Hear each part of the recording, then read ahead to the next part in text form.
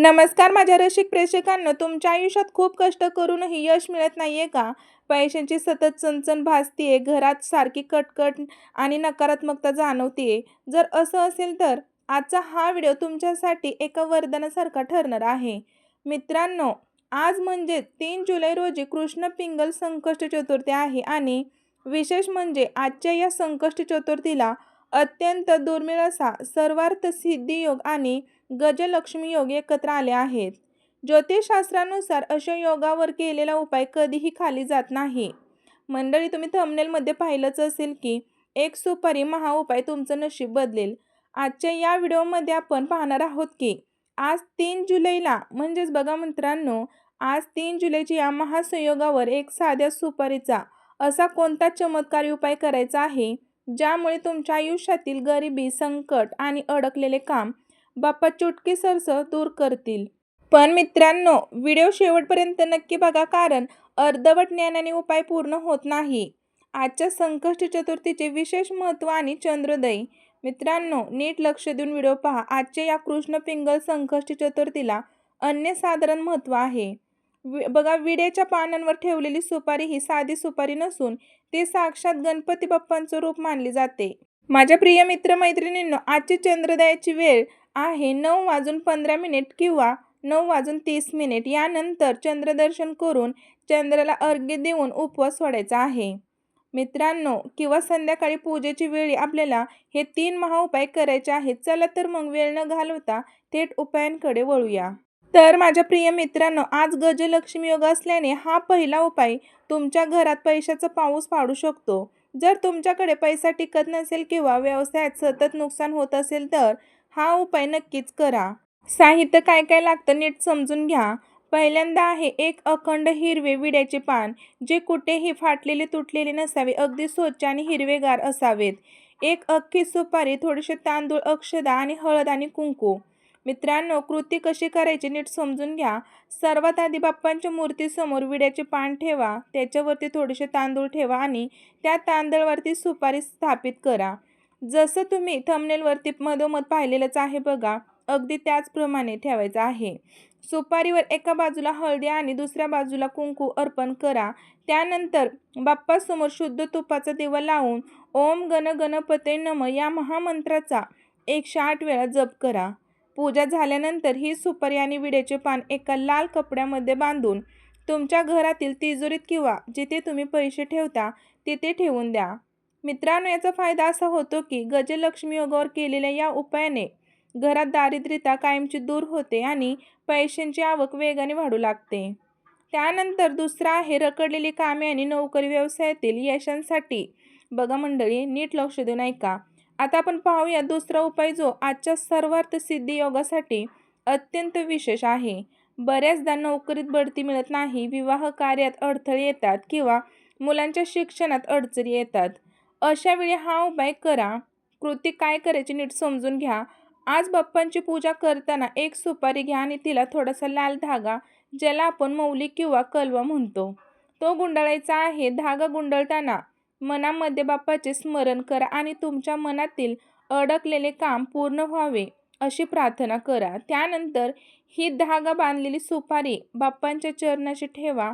संपूर्ण दिवस रात्र तिथेच राहू द्या आणि उद्या सकाळीच म्हणजे मित्रांनो शनिवारी सकाळी ती सुपारी उचलून तुम्हाला खिशात किंवा पर्समध्ये नेहमी स्वतःसोबत ठेवायचं आहे. जेव्हा तुम्ही एखाद्या महत्त्वाच्या कामासाठी, मुलाखतीसाठी किंवा करार करण्यासाठी बाहेर पडाल तेव्हा ही सुपारी सोबत ठेवा. मित्रांनो, याचा फायदा असा होतो की सर्वार्थ सिद्धी योगावर सिद्ध झालेली ही सुपारी तुमच्यासाठी नशिबाची गुरुकिल्ली बनेल आणि तुमचे रखडलेले प्रत्येक काम मार्गी लागेल. त्यानंतर घरातील नकारात्मकता म्हणजे तिसरा उपाय, घरातील नकारात्मकता आणि आजारपण दूर करण्यासाठी. मित्रांनो, नीट लक्ष देऊन ऐका. तिसरा उपाय म्हणजे घरातील सुख शांतीसाठी. जर तुम्हाला घरात सतत आजारपण असेल किंवा कटकटी होत असतील तर आज रात्री चंद्रोदयापूर्वी हा उपाय करा. कृती नीट समजून घ्या. आज संध्याकाळी एका विड्याच्या पानावर सुपारी ठेवून त्यावरती एक लवंग आणि एक वेलची ठेवा.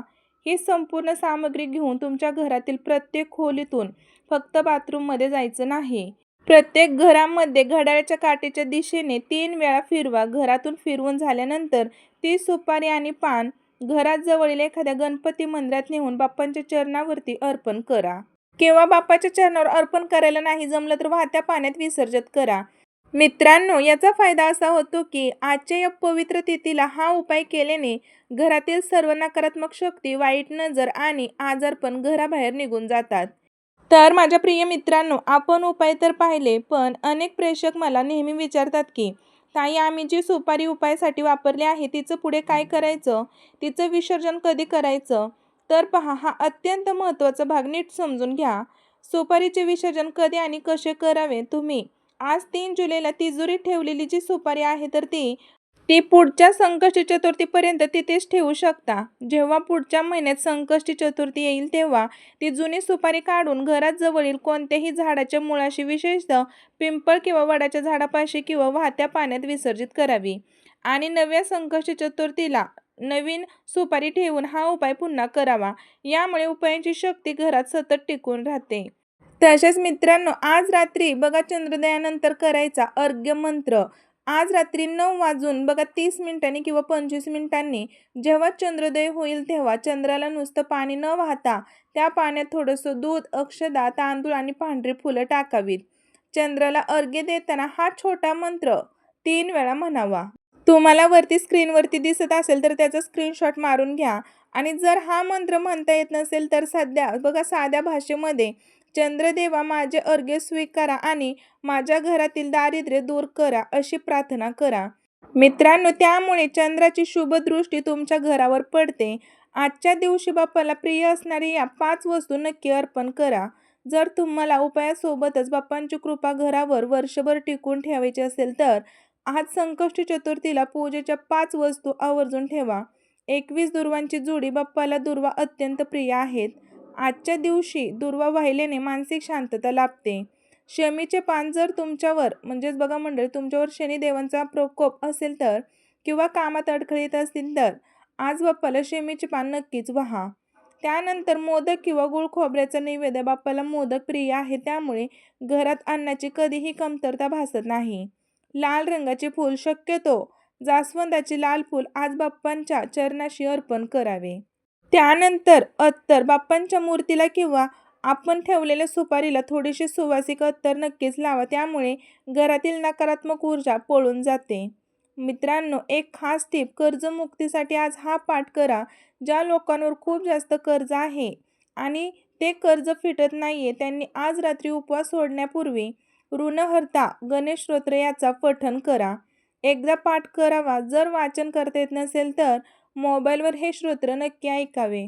मित्रांनो, आजच्या या सर्वार्थ सिद्धी योगावर हे स्तोत्र ऐकल्याने कर्जमुक्तीचे मार्ग मोकळे होतात. तर मित्रांनो, आज 3 जुलै या महासुयोगावर पूर्ण विश्वासाने हा उपाय नक्की करा. बाप्पा तुमच्या सर्व इच्छा पूर्ण करोत, हीच त्यांच्या चरणी प्रार्थना. तुम्हाला आजची ही माहिती कशी वाटली मला कमेंट करून नक्की सांगा. व्हिडिओ आवडला असेल तर एक लाईक नक्की करा आणि हा व्हिडिओ तुमच्या मित्रपरिवारासोबत शेअर करा आणि आपल्या चॅनलला सबस्क्राईब करायला विसरू नका, जेणेकरून अशीच माहिती तुम्हाला रोज मिळत राहील.